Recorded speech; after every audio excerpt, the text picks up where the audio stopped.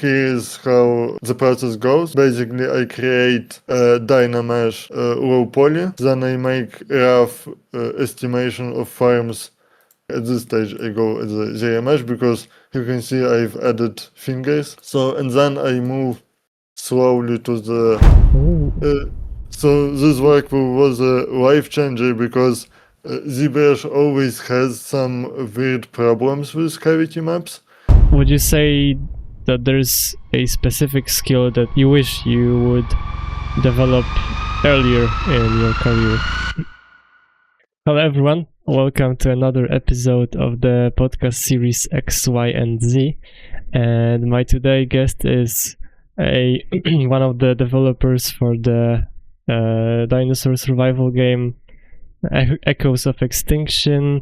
He's the 3D artist there, and he also creates some awesome art. You can check out his art station, which is gonna pop up here. It's in the description.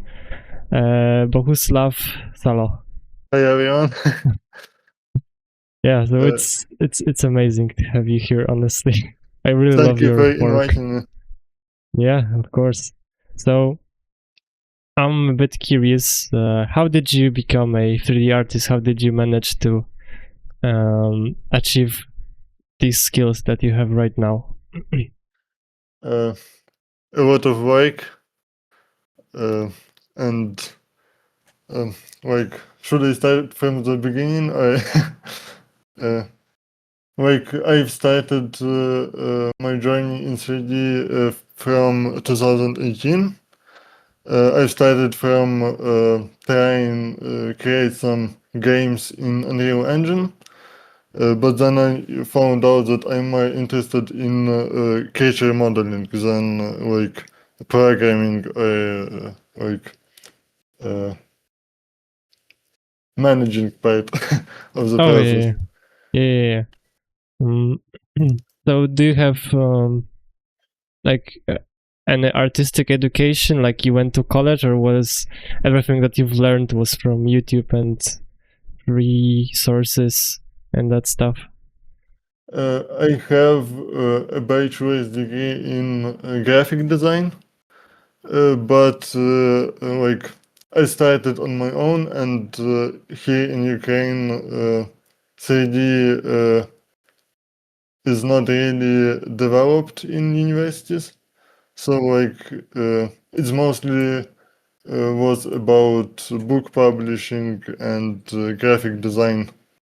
Then like I went to graphic design because I thought it was closest thing here in Ukraine to 3D modeling, but turns out it's not really connected. So like I was misled. Yeah, but would you say it helped you in becoming a 3D artist, or not really? Or was it like a complete mess?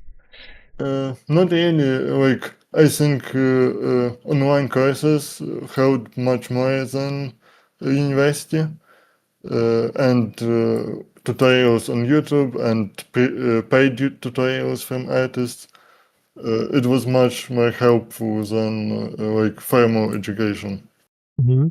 No, yeah. So Yes. do you? So you said that you would like develop games in Unity. Do you also know how to program stuff? No, I've tried, but it's not mine.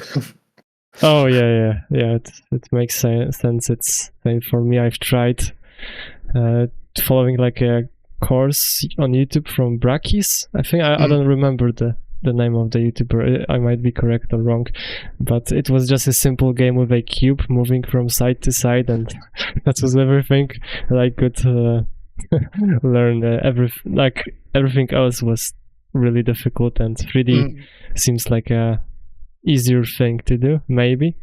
Yeah, also I like suck at math, so anything about programming is very confusing and challenging for me. Yeah, that's true. I have to agree. Yeah. So, how did you manage to get your first job in the 3D industry? I started from taking some small freelance gigs from Fiverr website, uh, and my first professional job was a local game studio. My responsibility was creating low poly animals for a video game, and then in uh, 2022, I've got a job with Facts app. I've made a test project for them, and like I guess I did it well, and we still work to this day. Mm-hmm. Yeah, yeah. So, was it difficult to get that first job with creating low poly animals, or was it like connected to doing freelance work? Like someone reached out to you there and said, "Can you do animals for me?" How did it look like? Like it was a message on. I've got a message on LinkedIn, Oh. uh, and like they asked if I was interested in this position, but like I guess it helped that I had some works from my other freelance work in my Mhm. portfolio, but I'm not sure that it was connected in any way. Mm-hmm. And how did you manage to land a job working at Echoes of Extinction? I was searching for a job Mm-hmm. at the time, and I've noticed uh, how to say like Like a post about a job, they're looking for yes, someone. Mm-hmm. on a station in job like icon, and I've reached out to them. I've had only a few dinosaurs at the time, and like they were poorly presented, in my opinion. And so they gave me a test project to see if I fit into the team. And yeah, it was, I think, uh, the longest it took me to finish a model for them. Like I Oh. was still learning how to like do it by their pipeline, Mm-hmm. and yeah, it was quite challenging. But now it's my favorite job. Like creating dinosaurs and get paid for it is a dream. Yeah, yeah, yeah. That must be amazing. So, if I may know, like, what softwares do you use to finish that workflow? Like, is it Blender? Is it ZBrush? Is it some other like texturing softwares?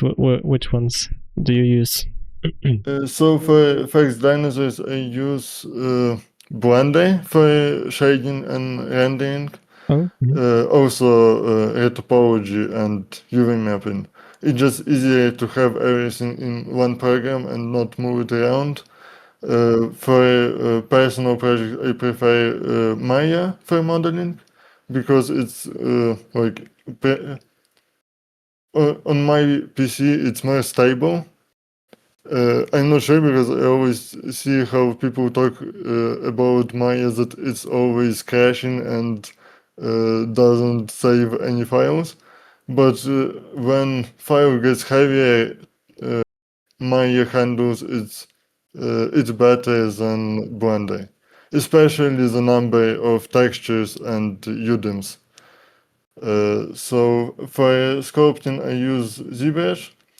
Uh, Basically, for the same reason, I prefer Maya over Blender. It's more stable. It's like handles large polygons better, and I'm just more comfortable with the workflow from base mesh with Dynamesh to final topology where I can split model into several parts to get highest poly count possible. And texturing, I use Mari, but also I interchange it with ZBrush and Substance Painter. It's like sometimes I can create base for the texture in ZBrush, export it into Mari, and start adding details and layering some dirt and like cavity maps and so on. So this is all of my programs that I use. And Mari. And Mari, yeah. Mari more often than Substance Painter. Like Right. I prefer it to Substance because in personal projects and facts app we use UDIMs, and Mari works better with it in my experience than Substance Painter. Okay, yeah. Yeah, but I know that Substance Painter is the most popular texturing software. So, but I have heard about Mari. Like they use it mainly in movies, I think, but I might be wrong. So maybe Substance Painter is better for games, but I'm not sure if that's the case. Yeah, basically, like Mari is more popular in films because it handles large textures better, and Substance Painter is more popular in games because I guess it has more streamlined workflow for it. But like I'm not sure. I'm doing a lot of the stuff in Mari, and I don't notice large difference between two programs. Oh, okay, nice. So, like I was browsing through your ArtStation, and I really like how well you sculpt the anatomy, like for animals and yeah, dinosaurs are also animals, but also for humans. Like, how did you manage to achieve this level? First of all, thanks for the compliment.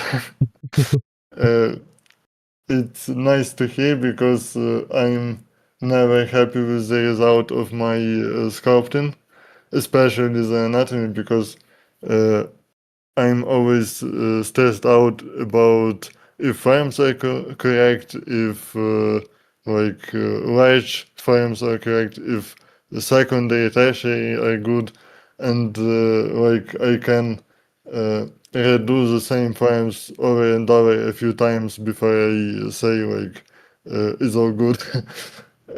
Yeah, and to answer your question, I like I've tried to study anatomy building a crochets and drawing anatomy on Photoshop or paper, but a big breakthrough for me happened when I started to think about frames, not anatomy. Because on top of the muscles you have fat, you have other tissues, and for me it's also related to how my sculpting changed because I've started to work from low poly count to high poly count. Before that I would get pretty high poly count in Dynamesh and move from there, but now I make a base mesh with Dynamesh and pretty quickly go to zero mesher. I build a mesh that can be subdivided to higher poly counts. And in that stage, I move from very low poly count, building large farms, and slowly moving up to subdividing the poly count and farms as I go. I guess it was just being stubborn about it, because when I made a model and I was like, this anatomy doesn't look good, I would just go to the next model and try making a new anatomy, and it was like just moving from one model to another and trying to learn something from each. Mhm. So it was basically doing more models than just spending a lot of time on one, right? I would say that I always finished my models, Mm-hmm. Yeah. but I think that it was important because when you do sketch, you Mm-hmm. can like you don't like the result and you move on to the next sketch and you try to improve. But Yeah. with the main project, you try to analyze and find out what's looking wrong or what you can improve. Mhm. So I think that it's pretty important to finish your projects, Oh yeah, yeah, or at definitely. least focus on one and get it to the point where you like think that you can't. It would be better to learn from the next one Mm-hmm. than the current. Hope Yes. it makes sense. Yeah. It feels like I'm rambling. No, I think I understand. So yeah, do as much work as possible on one model. Yeah. Mm. Yeah. So to make a, how much time do you spend on one project? Let's say like main project. Uh, it's hard to say. It's always very like fragmented. Uh, I would say from 1 to 3 months if you put all the time I'm working together. Because it's always like, for example, my Wendigo project, it was like 3.5 months of work, I think, like if you put all the time together. But as I had university and work, it took me almost a year to finish it. So, like, it always takes uh, a lot of time to actually finish the project. Yeah, yeah. So if you need to work so much, how do you balance a healthy lifestyle? Because I think you can overwork yourself if you sit too much in front of your PC. Yeah, I have a problem with that. Like, I had a burnout recently from my Baboon project, and I've tried to push through, but at the end I've just decided to take a break, and I've worked only on job-related projects for 2, I think, weeks. And then I've started like making small personal sketches and little by little move to the like back to the main project. Hmm. Yeah, so So I still struggle with a balance between work and like personal life. Yeah. yeah, but taking breaks is definitely a good thing. You can basically like lose a objective perspective if you work on one project for too long, I think. So you might think it's ready, but you put it out to your friends and then they point out a lot of stuff that you completely miss, although you think like this you cannot do anything more to this model. So yeah, Yeah, taking totally. breaks. Yeah, Also 100%. taking small breaks from the work helps. Like you put 2 hours into the project, you take a break for an hour or two, then you come back, you see all the mistakes you've made, and so on. Yeah, yeah. Sometimes it's even good to like zoom out from the model that you're working on and then you suddenly see a lot of mistakes, especially if you're doing detailing work, then you Yeah. can get too close to the model. Mm, so you've been doing 3D for a while now. Would you say that there's a specific skill that you wish you would develop earlier in your career? Understanding the hierarchy of frames, because as a lot of beginners, I've made mistakes, like I've made like base frames practically, and I then moved on to details. But understanding how frames work is much more important for me now. And even recently, like I've my Baryonyx project, I've made like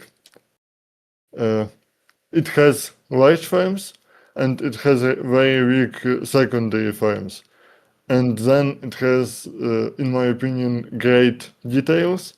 But like it was not that long ago, and I've made the same mistakes of like making it too smooth. And yeah, I could have defined anatomy better on that one. So I think it could have helped me a lot if I focused on that hierarchy of frame more earlier in my journey.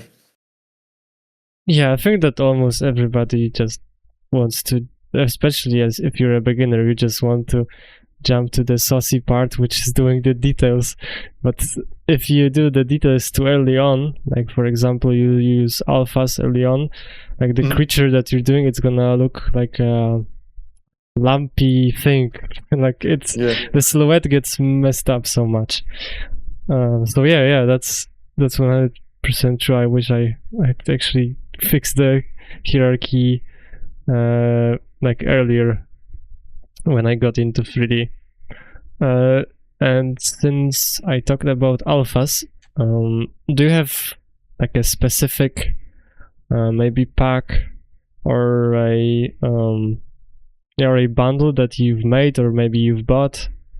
Like what's your take on this? Or maybe you don't use alphas at all, which I doubt. Yeah, I've made a mistake of trying to do everything by hand in the past, and I'm not doing it anymore. I have a few alphas that I've made myself. It's usually scales. Also, very helpful is to take an image of the same lizard. You make a gray scale from it, and you project it in ZBrush.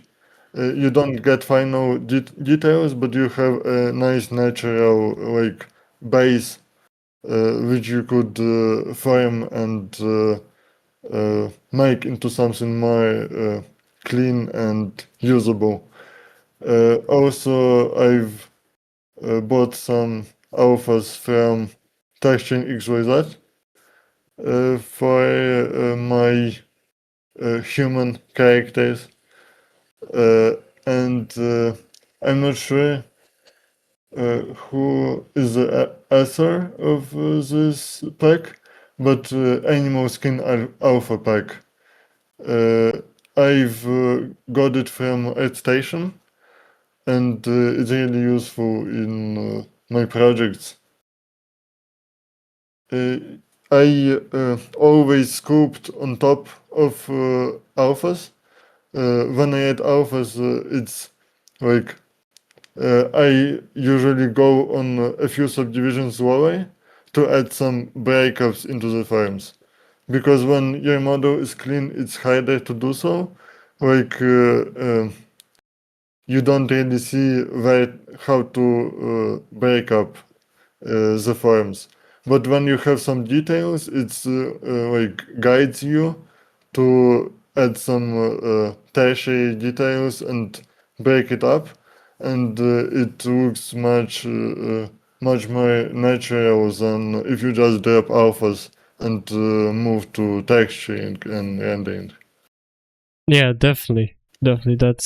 That's a mistake that many people make, that they don't break up the like the uniform look. Like the scales are the same. You can even see it from the far away. But if you use clay strips with some other brushes or clay buildup in ZBrush, yeah, that's definitely good. So yeah, Yeah. if I find any of the alphas, I will link them. So would you say that what would you say is like a big misconception about being a 3D artist? Like you have a perspective now, you're in the market, let's say. I would say that it was also mine misconception, is that I can be just a creature artist, and there is very low number of such positions. So usually you need to do a big range of stuff. It's creature, characters, some you need to know how to make props, and right now I'm trying to diversify more to like make my portfolio more interesting to clients. So yeah, I think it's that there's it's very hard to get a job to where you need to make just dinosaurs. You need to know other stuff. Yeah, I think it's especially a thing with smaller studios. Like I don't have the experience, but I heard that you need to know a lot more, like know the whole pipeline for making a character. Even sometimes they require you to do animation for characters, I heard. So Like in my experience, it's usually like you need to know the whole pipeline. You need to make from like base mesh to final textured model, but usually animations and rigging is like other artist okay. is doing that. Yeah. I mean, I think maybe some studios require you to do the rigging and animation, but that's actually tough to know so many skills. Yeah, I hate rigging. Yeah, I have to agree with that, unfortunately, because it's in order to rig your model, in order to make your model look cool, you need to rig it. But to rig it, like no one really wants to do it, especially the weight painting. Yeah, white paint is the worst. Yeah. So you said that you've learned a lot from the internet, like courses and YouTube videos. What would you say were the most useful ones? On WingFox, I've found a lot of useful tutorials. One of them is cinematic creature for film and TV. I'm not sure who is the artist. And also very useful, and one of the tutorials that I think pushed me further in my skills is ZBrush digital sculpting tutorial from Johannes Boywin. I hope I don't mispronounce his name. Also very useful for my sculpting skills was a Ukrainian like online school. It's Varto school, and I took creature design course there, and like a mentor there was Sudden Weg. Maybe you know, he's a creature artist, and like he pointed out to me that my creatures are always very smooth, and I think it's the thing that pushed me to like rethink my sculpting style and like try new things. Yeah, that's a strong list. I know that on Wingfox there are some good courses. Like, I don't know if you know this guy that goes by his username Vitamin Imagination. Yeah, I know him. Yeah, so he made a course there, but it's in Korean. So it's like it's such a shame because the model of the Triceratops there is like really amazing. Yeah, But I I don't know remember Korean. I saw it in the list of tutorials, and I also noticed that it's in Korean, and I was like, damn. Yeah, unfortunately. Yeah, so one last question, or more of a request. If you could maybe show your recent pieces that you've worked on and explain your workflow a bit, that'd be awesome. Yeah, of course. So this is my workflow on the example of Wendigo project. So usually, as always, I start with references and idea. Then I move on to workout. It doesn't need to be perfect, just something to convey what you have in your mind. Then through iteration, you go to high-poly model. And also, I always like create test renders. I just decimate the mesh and import it to Maya or Blender. Drop some basic material on top to see forms better in camera and light. So then after high poly, I make retopology. This is a second subdiv. Usually I make it much lower. Like usually my topology looks like this. So this is the final topology I've got from Blender, and this is the final topology on the mesh that I've got from subdivided ZBrush mesh.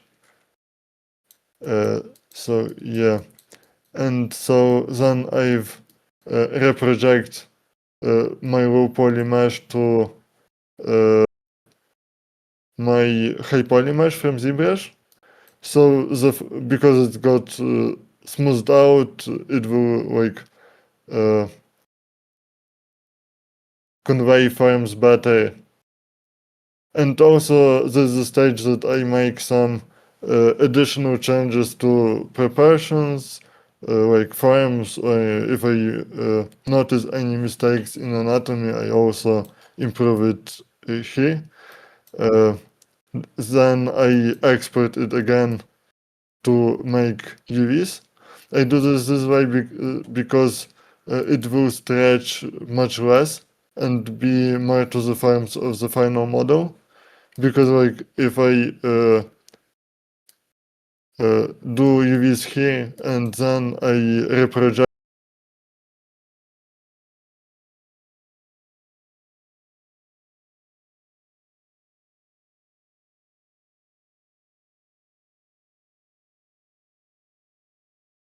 the stage, I make eye geometry. Because in ZBrush before that I have a temporary eye model just to make some forms and for the eyelid. Then after UV mapping, I import it again to ZBrush and make like move it further with poly count, and at the end add some surface details like pores and wrinkles. And also I keep making test renders to see if forms and details work or not. Then I export my maps and mesh into my or Substance Painter, and then it goes into LookDev. So this part is like the most important for me because it's the most iterative part. In this part, you still have some room for iterations with UVs and mesh, and it also moves to detailed mesh. But when I start texturing, I make sure that my UVs are fixed and I will not need to change them. Because when you start texturing and you need to change your UVs, usually it means you have to redo a lot of work. So this part is main part of the iteration because I move from texturing to like fixing some details, making changes. Then I export textures and details into Maya or Blender, plug it and start the LookDev process. And if I see something that needs changes, I move it back, and so on until I get something that I'm happy with. So for this model, then I've made Groom. It also goes from like make some base trends to see the idea, and little by little add details and move into LookDev until you have something that you are happy with. And then I've got final image. So this is basically the whole process of this is the whole workflow of mine. Yeah, maybe you have any questions. Yeah, I mean that's super clear actually, but how do you do the hair? Do you make it using Maya, like the Yeti system, I think? Or do you make it in Blender? What's your take on it? If I need it in Blender, I use native Blender tools. But if I'm working in Maya, I use XGen for creating hair. Yeah. I have plans to try out Houdini because it gets more popular for creating hair and fur, but I haven't got to it yet. So yeah. And I have second example on Facts app model. This is a created Reiko.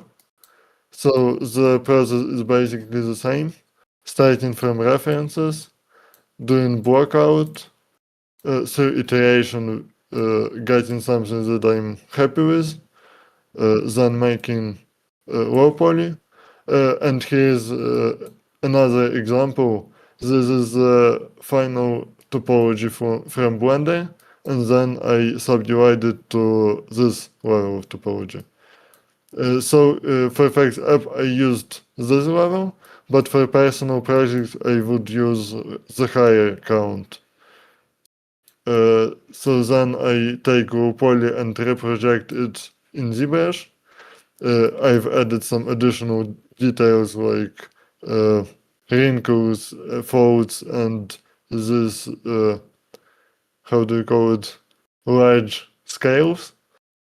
Then I export it back into Blender or Maya. In this case, it was Blender. I make UVs and export it back into ZBrush. In ZBrush, I make some additional changes to larger forms. Then I add details with alphas, and after I have small details, I go back and add some breakups and additional wrinkles on the surface. So you can like notice this detail was made with alphas, and after I put it on top, I've went and with clay buildup in smooth brush I've like fixed the parts that were intersecting, because it gets quite noisy when you put a few like strokes near each other, and it needs some fixing. And on the face I made scales by hand, because in this way I have more control over the flow of scales. Also, as I mentioned, it would work to get a gray scaled photograph of the lizard. So you project it on top of your model and then extrude it and go on top with them standard clay buildup and just like get them in place to the final stage.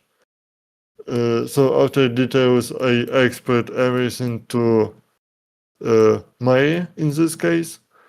Like I export from ZBrush displacement, normal map, and basically that's it. In Maya I create ambient occlusion map. From normal map that I exported from ZBrush in Photoshop, I create cavity map. If you're interested, I can show it. It's quite fast process. Mhm. So then I go to the look dev stage, and after a while of iteration, I get final model. And then I rig it, pause it, create final light, and then export final renders. For Effects app, we use cycles as render engine. So yeah. Yeah, wow. And also at some stage of between creating low poly and making fixes in high poly, I create iMesh. So in this stage, I can fix the eyelid and make sure that eye fits perfectly. Mhm.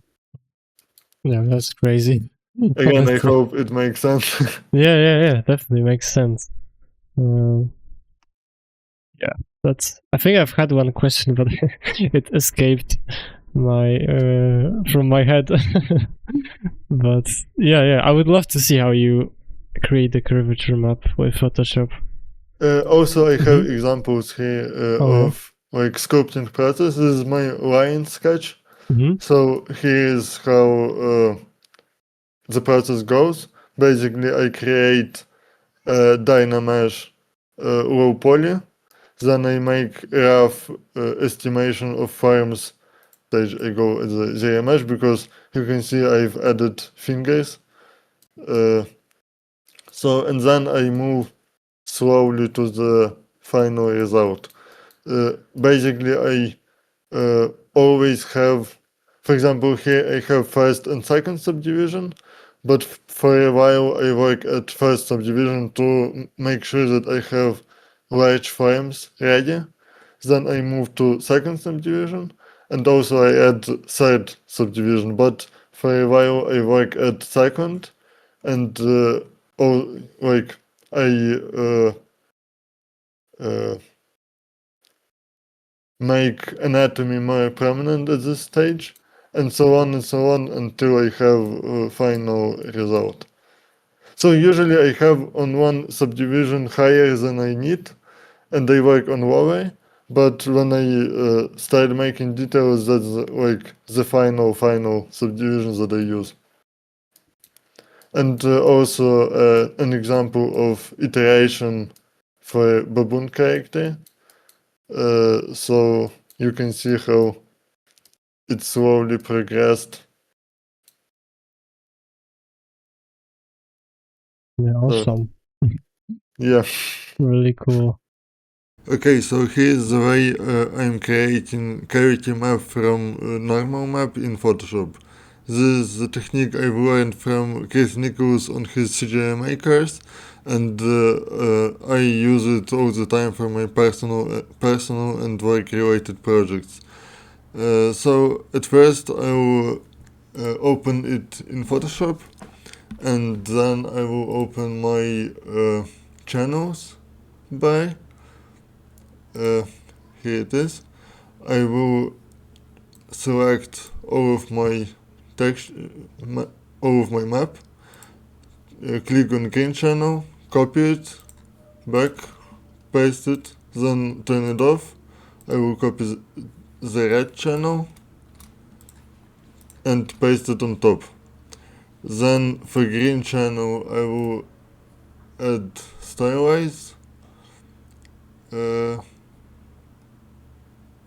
emboss, angle I will change to 90 and height 3. I'll click OK. Then turn back the red channel, go to filter, stylize, emboss, and for it I will put 0. Then change normal to overlay, and to add a bit more of the definition I will add curves and play with it to give my contrast to my texture.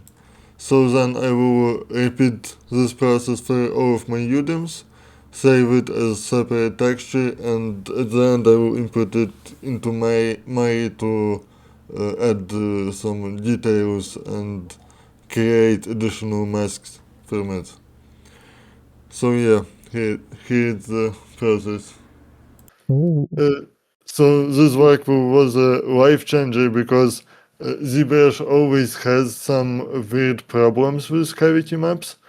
Like when you export cavity map, some parts are brighter than other, and also you got like stitches between your UV islands. Mhm. So yeah, it's very weird, and with this workflow, it's always clean, it's detailed, but it can be a pain if you have a lot of UDIMs.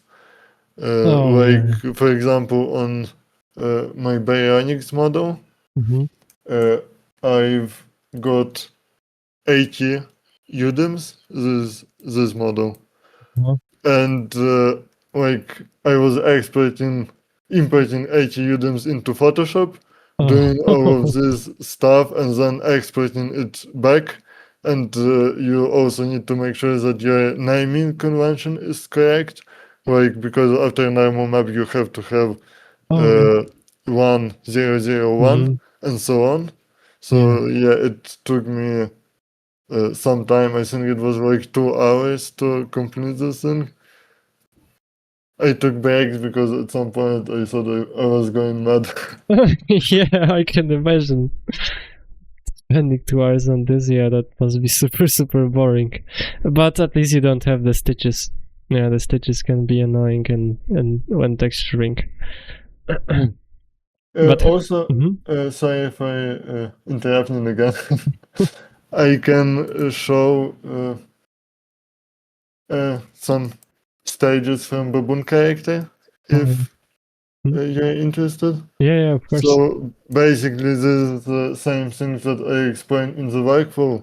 I start from the rough base mesh, then I move into this. So basically, you just need to have all the elements in place, like fingers, mouth, ears, and it also doesn't need to be perfect. Just use snake hook with like Sculptors Pro, get it and add some fun with inflate. So then you go into zero mesh. So this is the lowest, and I start sculpting little by little.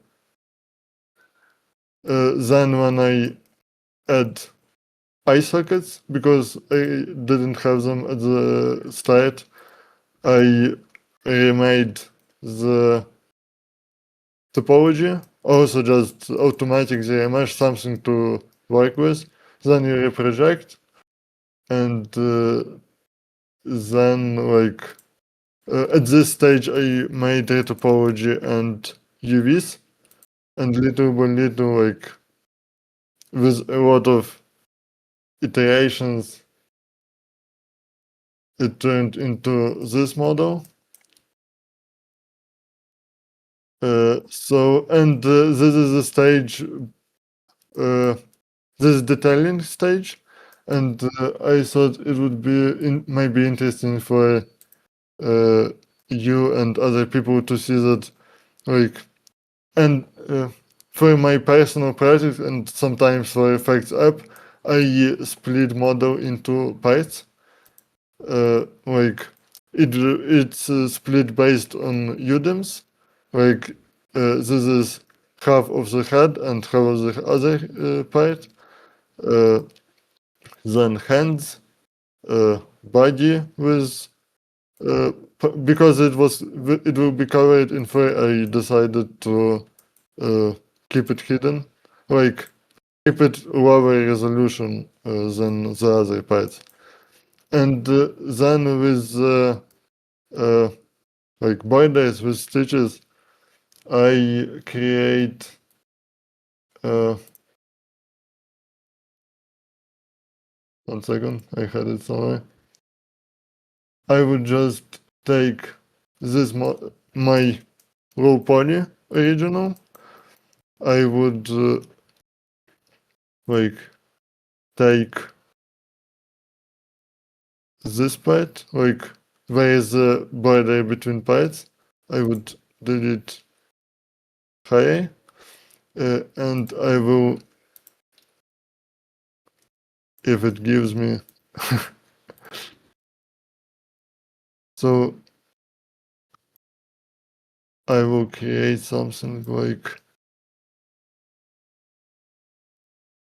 and then I will delete this, and so I will have a small one thing before that.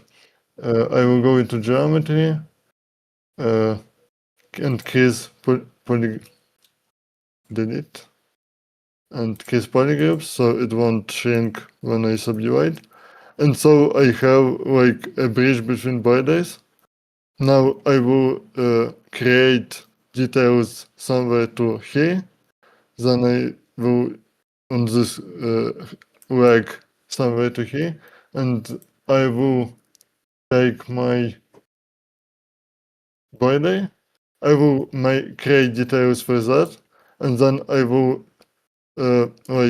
project and fade it into other details. Oh, interesting.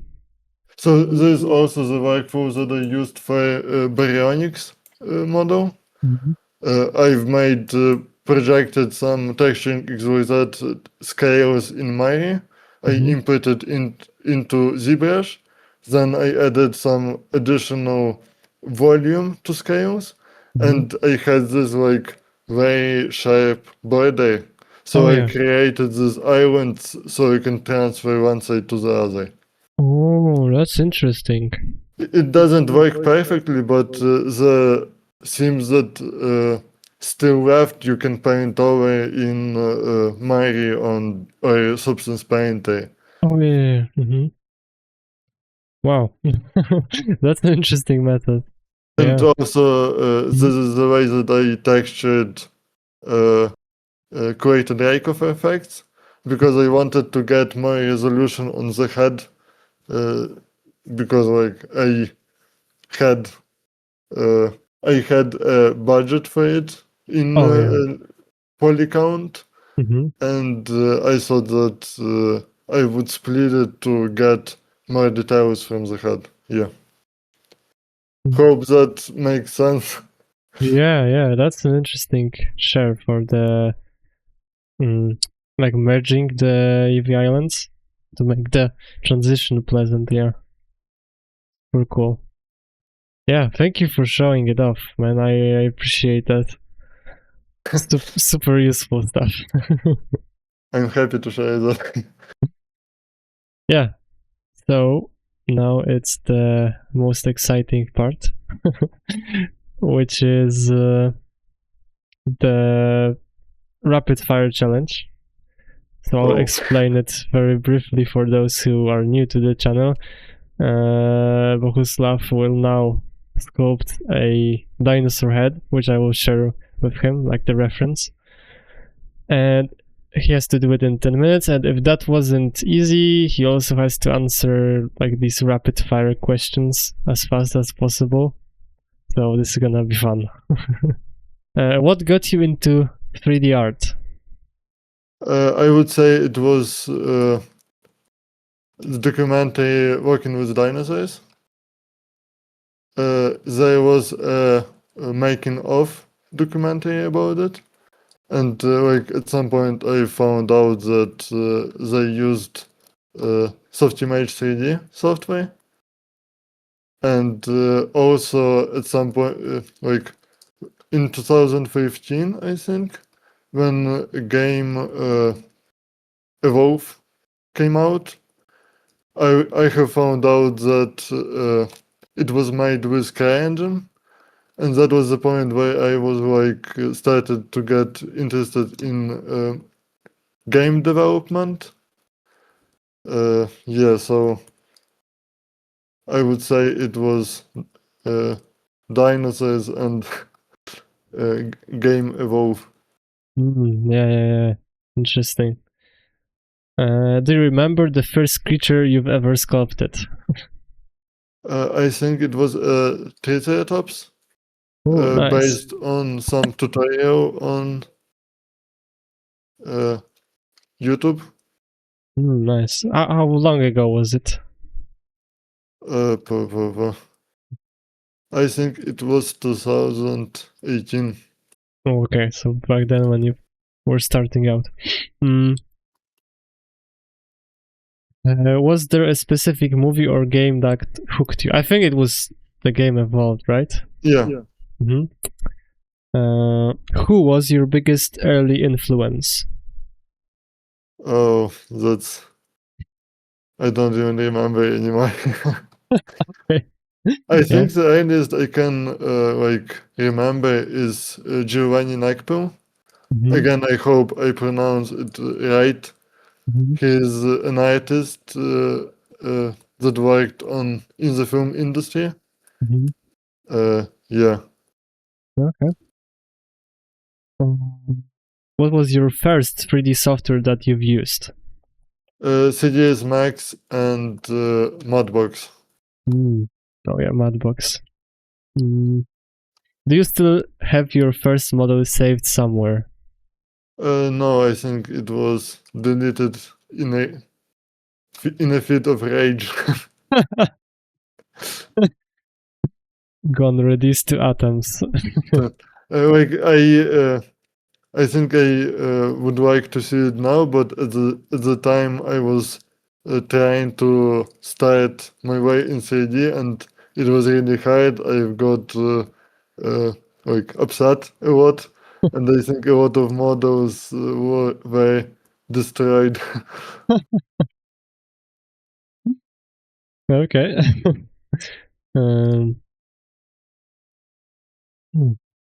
How long did it take before you felt good at 3D? I don't think it happened yet. Okay. I always doubt myself. Yeah, that's a thing. Unfortunately, many artists deal with this. Now it's category creature design. What's your philosophy when designing creatures? I'm not really a creature designer. Mm-hmm. Sometimes I ask my brother, who is a creature concept artist, to help me with design, or I just like eyeball it. Oh yeah. I don't know how to say it. Like I try things. If it works, it stays. If it doesn't, I move on to the other thing.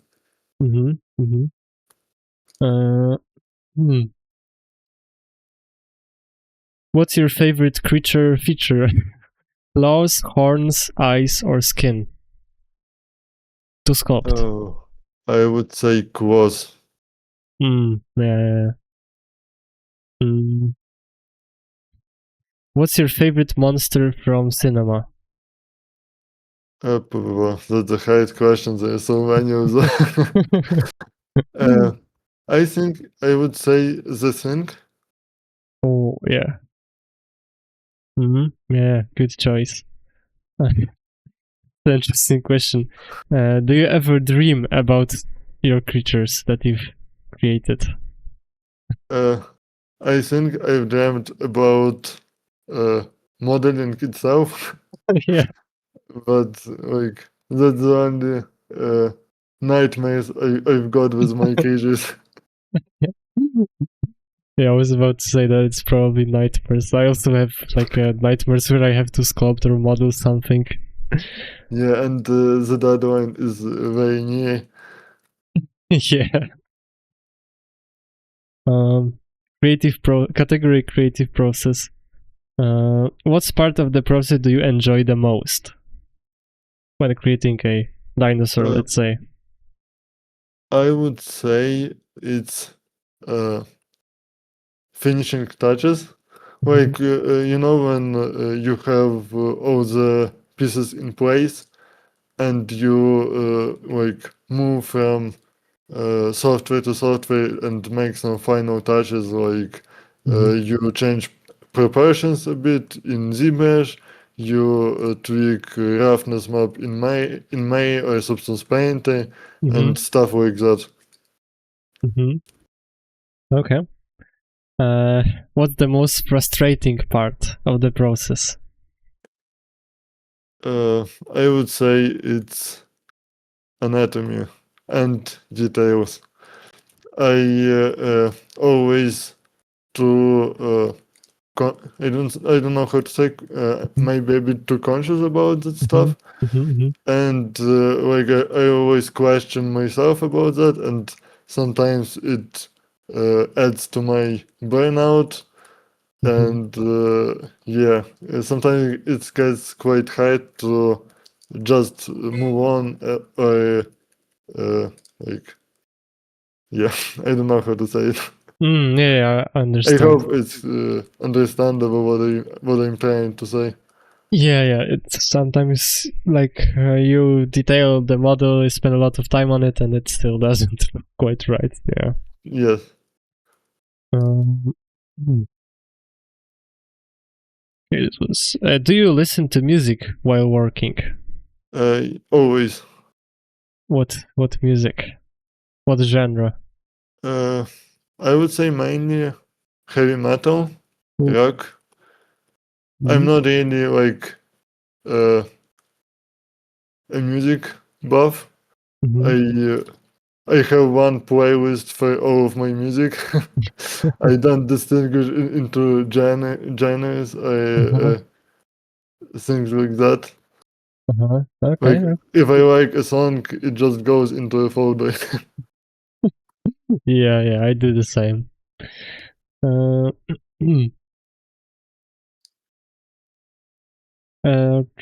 okay, now it's category tools and techniques.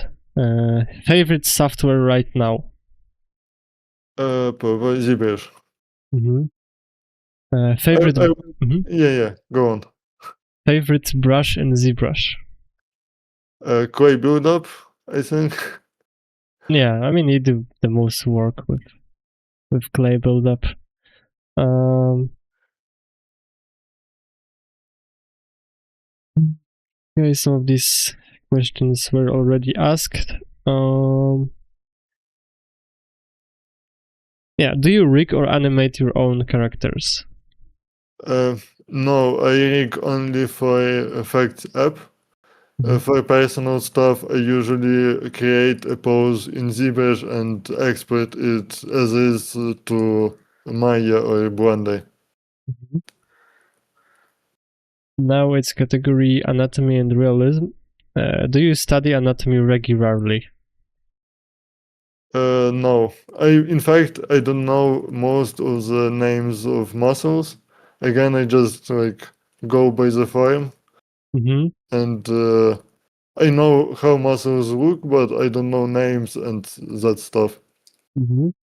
Human or animal anatomy, which is harder? For me, it always was human anatomy.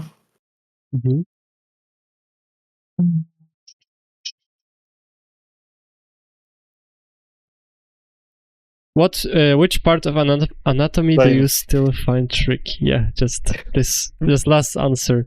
Yeah, I can answer that. Mhm. Can you repeat it? Which part of anatomy do you still find tricky or difficult to sculpt? I think it would be hands. I love sculpting hands, but it's always tricky for me, and it takes some time to get them right. Yeah, it's like a love-hate relationship. Yeah, and it works for not only for humans, but any creature, like hand or leg. It always takes the longest to get anatomy right. Yeah. And you said in the beginning that you are bad at multitasking, and you managed to create one of the best 10-minute sculpts in this podcast. Yeah, I really love how it turned out. How many points would you give it? So I've made 10 interviews. So 1 out of 10.